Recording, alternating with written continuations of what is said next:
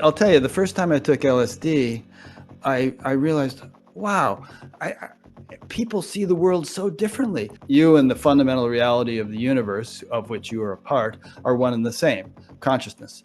And so a simple explanation, simple answer to that question is it's the experiential realization, not just the intellectual one, that you are Brahman, you are unbounded awareness.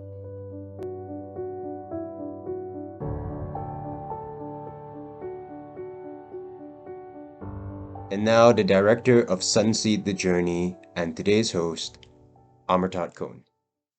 Hello, everyone, and welcome back or welcome to Wisdom Talks.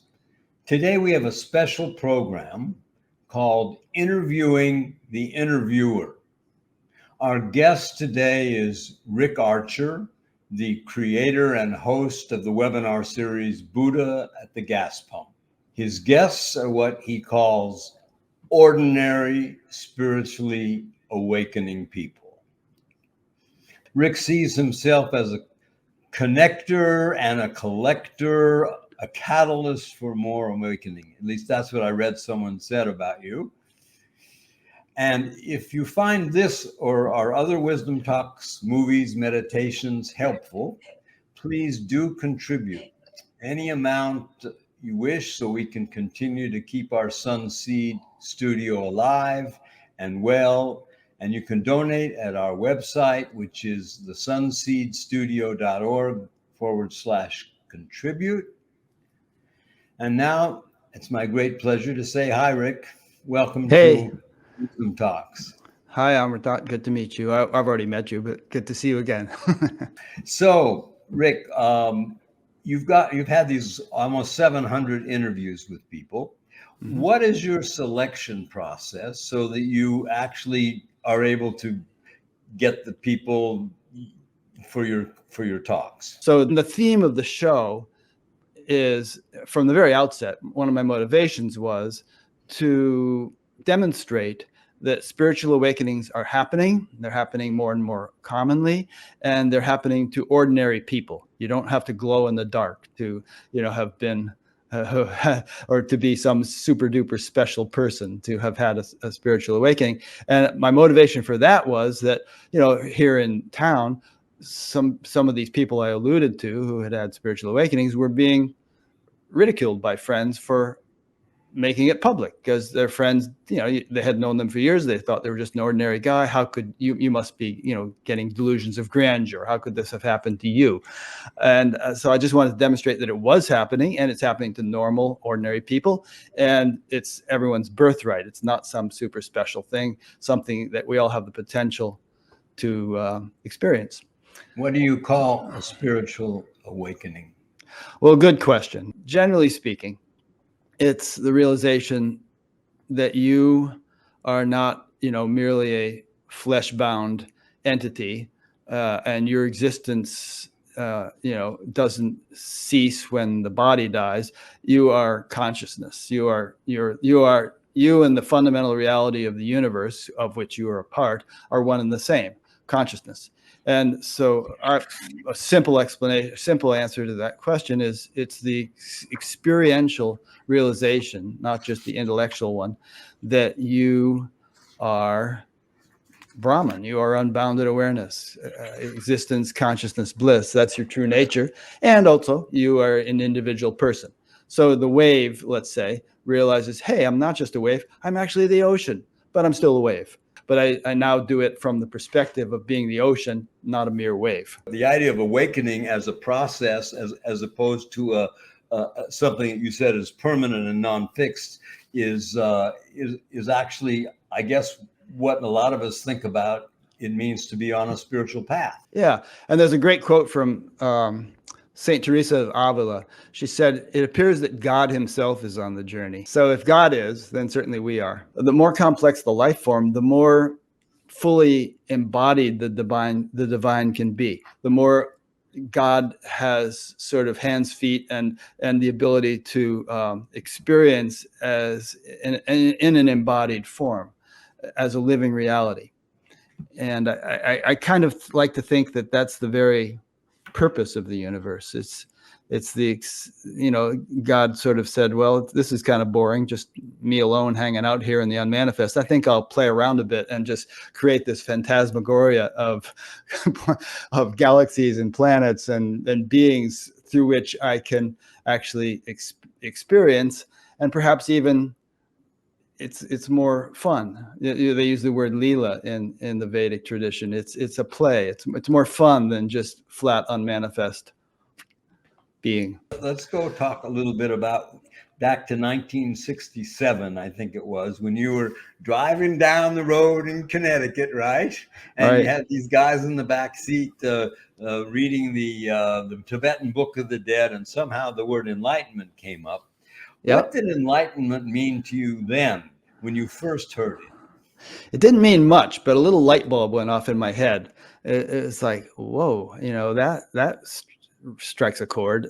There's this thing that you can experience, and perhaps I ought to experience it. And at that point, we were all preparing to take an LSD trip, which is why they were reading Timothy Leary and Richard Alpert's translation of the Tibetan Book of the Dead.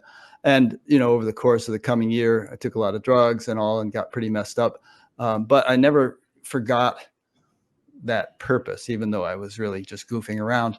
And so then finally, after a year, I got serious and learned to meditate. And what did that purpose look like to you then? What did you imagine that it was talking about? Well, it was pretty fuzzy at that stage, but I'll tell you, the first time I took LSD, I realized, wow, people see the world so differently. I always assumed that the world was what it was and everyone saw it pretty much the same. And here I was all of a sudden, after a night of tripping, going into a donut shop and buying donuts and just marveling at the probable difference between the way I was experiencing the scene and the way the donut selling people behind the counter were experiencing the scene. So I thought that's it. I mean, the whole point is to change your perspective. How would you say your view of enlightenment is now that's different than it was when you were a kid tripping and hearing the word? Well, I remember driving down the road with a TM teacher whom I had invited to town to teach a course. And at the time I was playing in a band. And I said, wow, if I had an enlightened band, could we just get up on stage and like spontaneously compose songs and play them just like that? Because we're all so cosmic. And he said, well, superheroes, right? Yeah. So yeah, there was this sort of supernatural expectation of what it might be, but my understanding and experience have matured over the years, as everyone's tends to do. And now I consider it to be a holistic, well-rounded development of the instrument through which the pure consciousness is lived, or through which the divine is expressed or lived. And that would mean that, like I can't keep coming back to this theme. It's not something where you could have some kind of profound inner experience and yet your outer behavior is reprehensible in some way. It would have to, all the cobwebs would have to be cleared out to really justify the use of the term enlightenment. And I think that's pretty rare. Most people who are spiritual teachers have all kinds of issues, and the honest ones admit it, and they're growing and maturing as they go along. But you don't have to have a PhD in physics to teach second grade math. So people can be somewhat along on their path and still be of value as teachers to others. How was it that you were able to then not just become a meditator, but actually get to know Maharishi Mahesh Yogi and have a relationship with him? Can you tell us what that experience was like for that first time you met him? He always had a very profound impact on me when I was in his presence. I could feel my consciousness just shift, and become deeper, more expansive, more profound, more blissful. He definitely had an air about him, an aura. I mean, if people have met maybe some of the listeners have met people like this, like Muktananda or Amma or various others who it's called darshan. they have enough inner Shakti or whatever that it radiates the environment. And if you're in that environment, it's transformative. You feel the influence of it. I remember when my mother first met him, he was walking in, we exchanged a few pleasantries, and then he walked on, and then she turned to me and said, "He looks right into your soul," and so anyway, he was a profound man. He was also a very complex and in some ways flawed human being, I believe. But I'm very grateful for the whole experience that I went through. I know that you left the TM movement at a certain point, and there were some, I guess you could say, allegations about Maharishi that he had crossed the line. Did that have an effect on the TM movement and on yourself? I heard those allegations even before I learned to meditate, and I denied those allegations for decades as I worked in the TM movement. And then around 23 years ago or so, I got hit with enough evidence that I realized they were true, and that he had in fact had sexual affairs throughout his career while claiming to be a life celibate and recommending that lifestyle for other people. And I've been processing it for 23 years. But, having when all is said and done, I'm still very grateful. My predominant sentiment is gratitude. But I can no longer obviously take everything he said as the gospel truth, and you have to sort of parse it out and consider what seems to be valid, what isn't. But don't throw the baby out with the bathwater. And in fact, TM technique, if you search Bhavatit Dhyan in Google Translate, it turns up as Transcendental Meditation. And it turns out this technique has been taught for hundreds of years, if not more, by a certain tradition of swamis in the Himalayas. And a friend of mine named Dana Sawyer, who's been on Batgap for a couple of times, and who's been to India many times and speaks fluent Hindi, actually interviewed several hundred of these swamis and had at least half of them initiate him into meditation. And he found that over and over again, they were teaching him basically transcendental meditation. So it's an ancient technique. Maharishi was just good at marketing it, and packaging it, and systematizing it, and spreading it to the world. So how does a person deal with that sort of dichotomy? The way I deal with it is just, I want to know the truth about things, and then kind of somehow come to terms with them, rather than sort of adhering blindly to a particular perspective and rejecting anything that conflicts with it. And so my conclusion with regard to all this is that Maharishi, like everyone else, was a work in progress, and he had progressed profoundly in certain respects and probably had some work to do in other respects. And I think, we can say that of all of us. This experience you had with TM and with Maharishi probably was one of the motivations for you to start the Association for Spiritual Integrity. And maybe you can tell us a little bit about what that is and what your hope is that can do and become. It made me very concerned about the quality of, or the issue of ethics as part of the spiritual path. And it turns out that pretty much every time-honored spiritual tradition places emphasis on ethical behavior as one of its pillars. This is true of Hinduism, Buddhism, many other fields. And proponents of these traditions will tell you that you can't just do spiritual practices and then behave irresponsibly or unethically. It'll undermine you. It's like trying to fill a bathtub while letting the water drain out at the same time.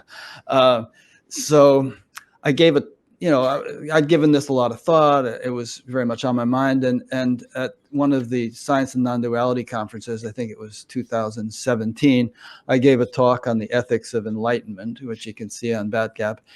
And a few people in the audience, Jack O'Keefe among them, attended. And then afterwards we had lunch together, and we decided to start this organization, the Association for Spiritual Integrity. Later on, Phil Goldberg joined as a board member and others, and it's grown now to nearly 600 members and about 30 member organizations. It's not, as some might think initially, a policing organization. We don't have any authority. We're not like the the AMA or, the whatever body polices lawyers or other professionals.